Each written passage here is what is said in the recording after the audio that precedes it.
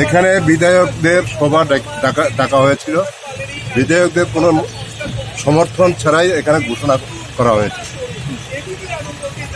বিধায়কদের সমর্থন বা বিরোধিতা এই সমস্ত কোনো কিছুর আগেই ঘোষণা হয়ে গেছে।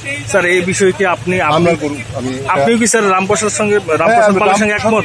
না, বিধায়কদেরকে ডেকে এখানে যদি বিধায়কদের কোনো মতামত না নিয়ে যদি হয় তাহলে তো রামপ্রসাদ পালের সাথে একমত।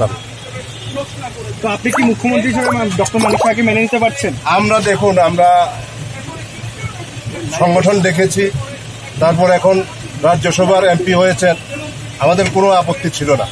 কিন্তু এখন এতজন এমএলএ থাকার পরে একজন এমপিকে আবার চিফ মিনিস্টার করা হবে, আমাদের বিধায়কদের মধ্যে কি কোনো কেউ উপযুক্ত লোক নেই? তাহলে কি স্যার এই ডিসিশনটা আপনারা মানতে পারেন? আমরা মানতে পারি না। তাহলে কি নেক্সট পদক্ষেপ কি থাকবে বিধায়কদের তরফ থেকে? স্যার কবে আমরা জানতে পারবো আপনাদের পরে পদক্ষেপ? আগামীকালকে জানবেন। আজকে কোন কোন বিধায়ক উপস্থিত ছিল? আজকে সবাই ছিল।